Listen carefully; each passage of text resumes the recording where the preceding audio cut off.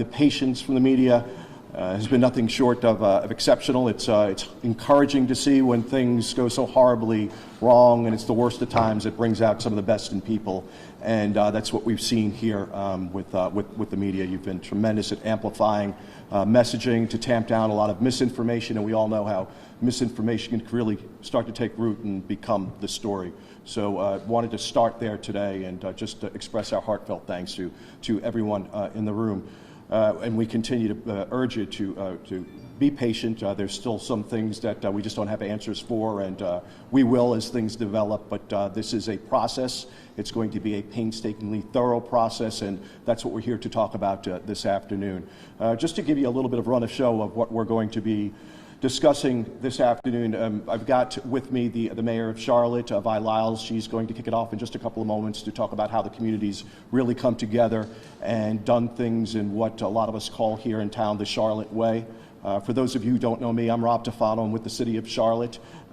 Following the mayor, we've got Chief Putney with the Charlotte-Mecklenburg Police Department to go into, I guess, a 30,000-foot view to the extent that he could about the current state of the developing investigation. And I do want to say that developing is the operative word there. There's quite honestly going to be some things that he just can't naturally speak about because this is a developing investigation that's underway. We also have Chief Baker with UNCC Police. A lot of you heard from him last evening. He's here to talk about some of the exceptional work that was undertaken by his men and women in law enforcement and the partnership that we saw develop yesterday that literally saved lives. He's got a couple of officers with him today from UNCC Police who just played such a critical role in minimizing some of the tragedy. This could have been, you thought this was tragic, this could have been a heck of a lot worse had it not been for some of the exceptional work by some of the men and women of his department and other departments. Closing it out this afternoon, we'll have the Chancellor Dubois with UNCC to talk about how the university moves on. You know, this is a family, and that's exactly what he will try to underscore this afternoon. As you can see behind me, we've got a variety of people, everyone from the student body president of the campus. We've got our district attorney, Spencer Merriweather, our sheriff, Gary McFadden of Mecklenburg County, fire Deputy Chief Cynthia Bonham. She's over emergency management. We've got representatives from Medic, Charlotte-Mecklenburg Police Department's resident survival or mass survival trainer in John Frisk. Will make him available for one-offs. When all of these folks are through, we'll open it up to questions. We'll do our level best to get those questions answered. And I want to start off by introducing the mayor of Charlotte, Vi Lyles.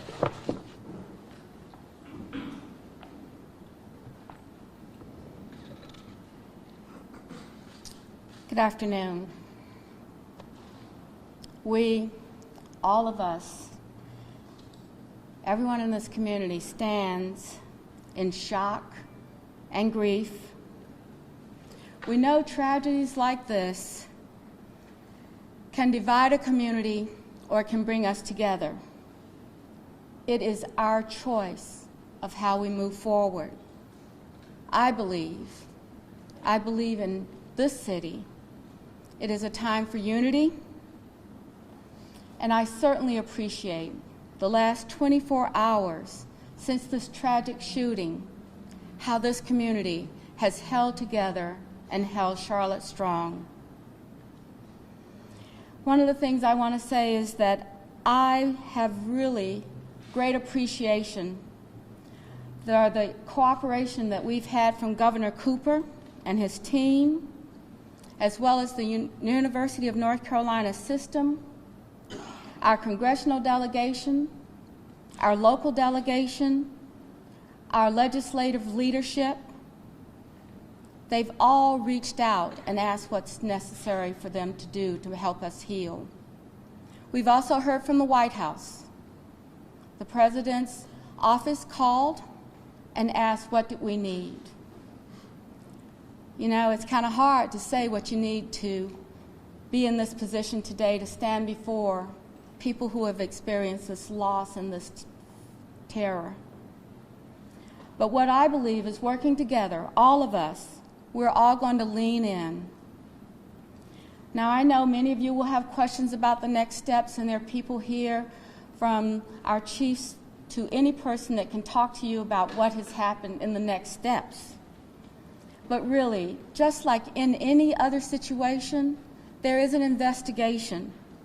And that investigation is thorough enough to fill in the questions and the answers to your questions, to fill in those blanks. Let us take that time and let that investigation go forward in respect for those who have lost their lives, in the respect of those that are still suffering from injuries, in respect for our university. This is our university. It is our time. You know, I've gone to many, many conferences where I've seen other mayors talk about the experience of standing here. And here I am today, whether it's Florida, Las Vegas, now it's Charlotte. And so we have to support each other in the days and weeks to come. I want to add my thanks to the first responders who arrived quickly and acted to save lives and acted to keep people safe. That's what they do. That's what they're trained to do. So I want you to know, on behalf of the mayor and the city council and every locally elected official in this county, we know who we are, and we know our values, and we need to stand for them. We're Charlotte. We're going to open our hearts and our minds. We're going to work hard to build this community because we are resilient. We are Charlotte. Thank you very much. May God bless everyone in our county and our city for how we move forward to be held together. It is our choice. Now I'd like to ask Chief Putney to join the podium. Thank you, Mayor. Good afternoon. My name is Kurt Putney. I'm the Chief of Police at the Charlotte-Mecklenburg Police Department. The reason I'm here is our organization now takes lead. We're going to be the primary investigative organization for this incident. The UNC Charlotte Police Department is primary. This is their jurisdiction here on campus. So to support their efforts, our job now is to be primary in how we investigate, how we bring all the pieces together and try to establish the sequence of events that you all covered yesterday. The other thing that we're going to do is then present that case to our district attorney, Mr. Merriweather, who's going to, at that point, move the case through the courts. Professionally, this has been a tough day for us. It really was. I hearken and take great comfort in the fact that so many partners who've been training together performed just as we suspected. When we were at our worst, our people performed at their best, and I'm proud of that. It's humbling.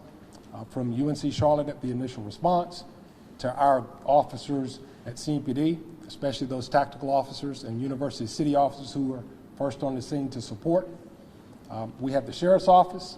We have obviously the fire and medic, first responders coming to render aid. We even had our federal partners on scene very quickly, ATF and FBI, alcohol, tobacco, and firearms, as well as the Federal Bureau of Investigations. This is still the initial phases of an investigation, as the mayor alluded to.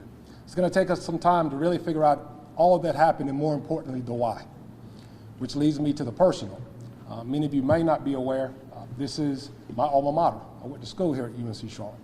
So it's not just professional, it's personal. This is our city. So it's also personal. Also, we talk about heroism, and you're going to give first responders, and you're going to hear about a couple professionals who were extremely heroic in their response to this incident, which obviously saved lives. What you may not hear is the first and foremost hero, as far as I'm concerned, and his name is Riley Howell. He was probably the second fatality in this incident. His family, as you might imagine, is traumatized. They're devastated. But when I spoke to the father, one father to another, I told him personally, I wish I had words. What I did tell him is we're committed to the work. We're going to get to the bottom of it.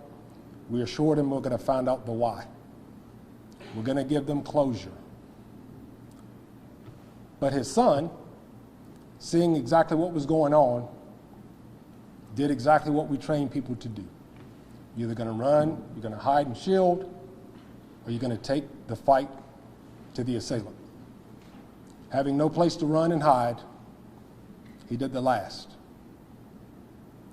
But for his work, the assailant may not have been disarmed. Unfortunately, he gave his life in the process. But his sacrifice saved lives. So the professional, I walked you through it. It's an investigative process, very sterile. We're going to be committed to a fact-finding mission that takes time. We're going to seek justice. We're going to leave no stone unturned. Our detectives are working around the clock to do just that. But on the personal, we got to help our community heal. We got to continue to work as partners. And we got to convince our young people the way to resolve minor conflicts is not through gun violence. I'll turn it over now to Chief Baker, and then the Chancellor, and then we'll entertain any questions you might have. Chief? Good afternoon. I want to start by saying that, one thing, many of the organizations that university chiefs are members of, we talk about how to train better, how we can prepare for incidents just like this. But all of us think to ourselves, we really hope we never face this. I mean, who would? But we do train, and it's the last thing you would think would happen. Yesterday, as I mentioned before, it was absolutely the most devastating incident that we could ever imagine at UNC Charlotte, where we are a very close-knit family. We're a family of 30,000 students, 5,000 faculty and staff, and in many ways, I feel like the de facto father. So it is tougher because what I want to do every day, and our officers really try their very hardest to do, is to provide safety and security to our entire community on this 1,000 acres. And when we're faced with something like this, I can't tell you, the feelings, the sorrow, and certainly having to face all of what we are today. But with that, I will say that the collaboration between the Charlotte-Mecklenburg Police Department, our department, Charlotte Fire, and a multitude of agencies is what really made this, it pulled this together, it meshed the incident, and we were able to see some success within our response. And one thing I do want to say also is, so today I brought forth two of our officers that were the first officers on the scene in the Kennedy building. They acted exactly as trained, and that is, we don't sit, we don't wait, we go. And we're going to go to the assailant. And that's exactly what they did. So what I'd like to do now is introduce to you two of the first officers on the scene yesterday. Sergeant Rick Gundacker and Lieutenant Sarah Smyer. Both are exceptional officers within our department, and I can't tell you about the great job that they did. Rick, I'd like Rick to say a few words. Good afternoon. I never thought I'd have to do this, but unfortunately today I do. I would just like to reiterate what Chief Baker said, and the main point for law enforcement of this incident is that the training that we've been through. I've been preparing for this for over 20 years. In my mind, I'm trying to get officers to prepare for it in their minds, what they would do. I'm very pleased to say I'm proud of myself and all the officers that responded to this scene. I was the first one in there. The actions I took in there, I'm not going to get into great detail what I did, but when I turned around, Lieutenant Smyer was there. Numerous other officers were there inside the building to help our kids. So the training pays off, and that's why we do it. And I feel this community is a lot safer for that. Thank you. Thank you, sir. Good, Dr. So with that, I'm going to turn it now over, the podium over to Chancellor Phil DuBois. Good afternoon. Let me echo my thanks for all the first responders, including our own folks who acted so bravely. It was obviously a team effort. This is still very raw for us, and we're working our way through in our community. I also want to acknowledge that from across the country, I've heard from literally dozens, if not hundreds, of university presidents who've offered their support for our institution. Some of them have gone through incidents like this. Many just hope they never will. And they've been tremendous in reaching out to me personally. And let me thank you, the media. As I said, this is still pretty raw, pretty emotional, and I appreciate your sensitivity and your expressions of concern for our campus. Let me give you some just easy logistics about how we're moving forward. We will go back to normal operating status at midnight. And what that means at a practical level is that employees will report for work in the morning, and we'll have operations as we would on any given day. Exams will remain canceled through Sunday. You will recall that yesterday was the last day of class, so there is no class for the rest of the week anyway. Friday would have been a reading day. We are simply not going to have exams. Students will take those exams next week sometime, but we're affording maximum flexibility to the faculty to decide how to deal with each and every student based upon their individual levels of readiness to take an exam based on their emotional condition. We are also giving maximum flexibility to the students who would otherwise go through graduation. We don't care whether or not they've finished all their coursework. We don't care whether or not they finished all their exams. If they intended to walk, they'll walk. And we'll worry about the details of certifying their degrees later. And again, we're giving our faculty maximum flexibility to make that determination. There will be some kind of announcement today coming out of the provost's office that gives the faculty specific guidance on how to proceed. Commencement will go on as scheduled. That means that Thursday at 4 o'clock we'll have the doctoral hooding ceremony. Friday at 1 o'clock we'll have the first of 3 ceremonies for undergraduate and master's students. And then Saturday we have 2 ceremonies at 10 and 3 o'clock. Those will go on as scheduled. One of the people receiving their degree this week is Emily Haupt, one of the victims and one of the injured. And we're delighted she'll be there to go across the stage. I had an occasion this morning to visit the hospital downtown and visited with 3 of our injured students, Drew Pescaro, Emily, and Rami Alda Madhan. I apologize for my pronunciation.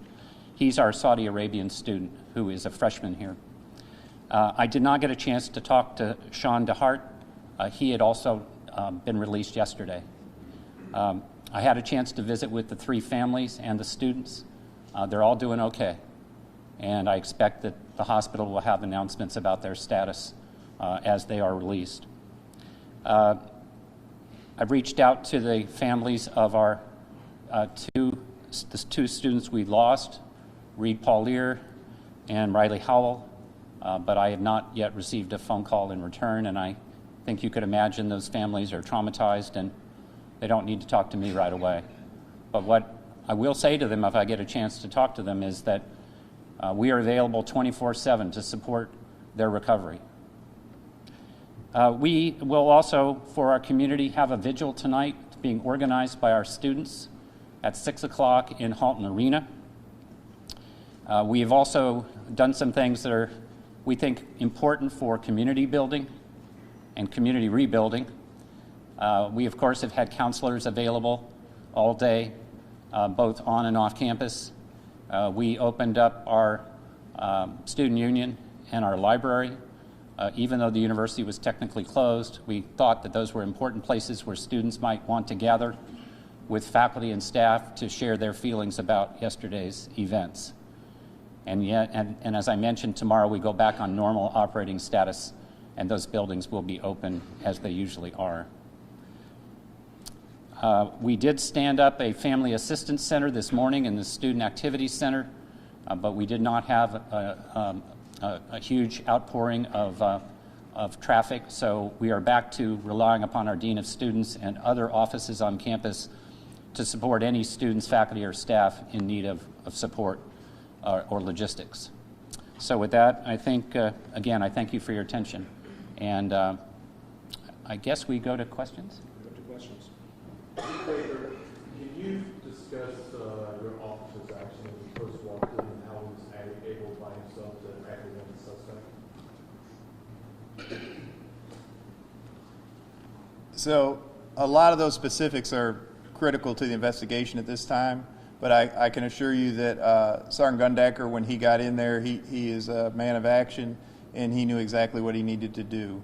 So he was able to take control of the suspect. Can you spell Sergeant Gundacker's last name and Lieutenant Smyer's last name, please? Certainly.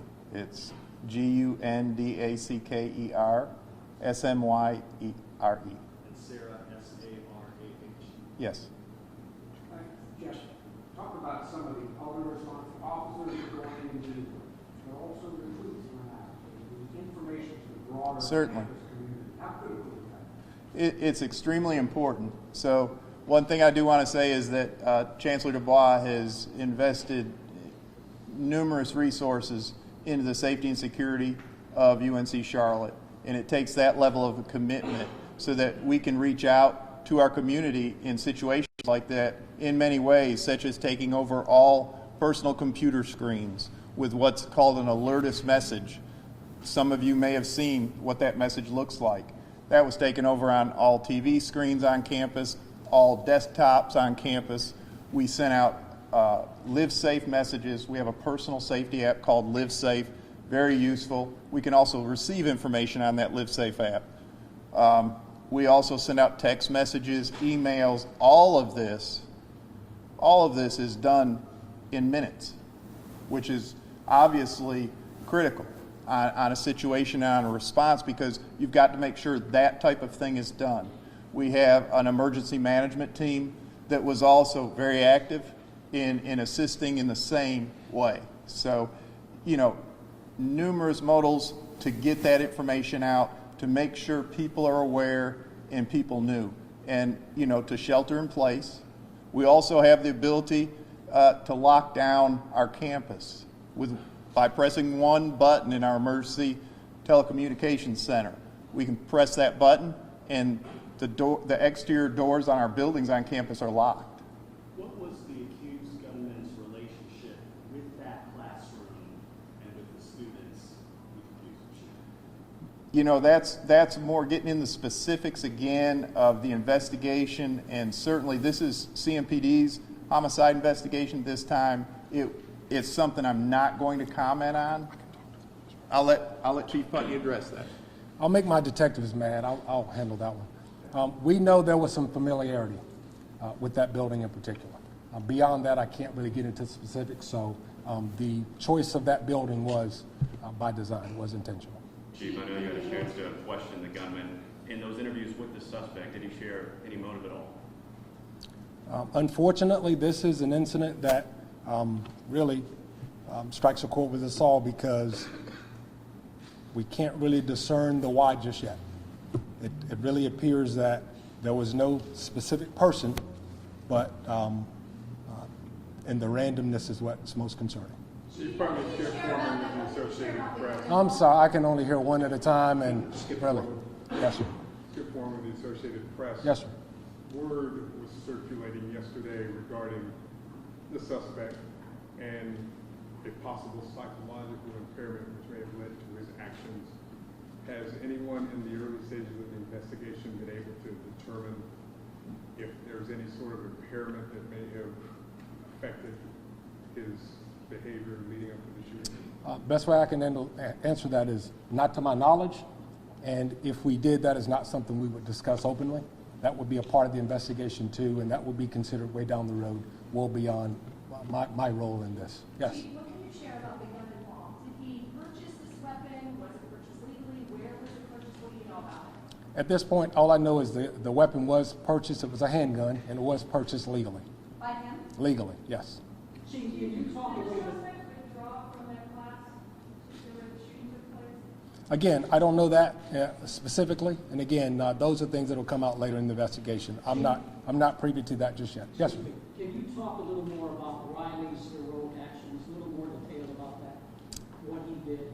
Yes, and again, I got to be careful. I promised the father I wouldn't give too much detail, but ultimately what he did is what I talked about. You hide, you run, you shelter in place, you fight. And the last one is, if the other options aren't there, you fight.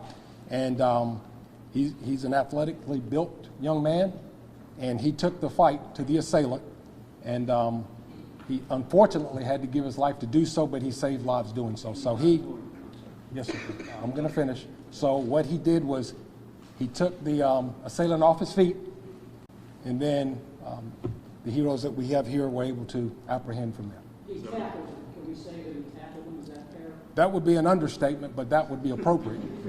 So is it fair to say because of Riley's actions, he saved lives? I said that specifically, and I'll say it again. Absolutely. Mr. Howell saved lives. Yes. Yes. Y'all gonna have to raise your hands or something. This is getting out of control. Yes, sir. Do you know if the gunman said anything specifically or in particular at the scene? This might be for some of the responding officers. Again, they're not going to tell you either. We got to work through that. It's too soon to talk specifically about what might have been said. Yes, sir. Did the suspect confess to anything? Did you learn anything about any plans during the interrogation? Again, I can't speak to that. That's way too deep into the investigation. But you will get those facts as it progresses into the hands of the district attorney. Yes, ma'am. Chief, this is the latest in a line of campus shootings and school shootings. Did any prior school shootings play a part in this with the suspect? Do you know if anything?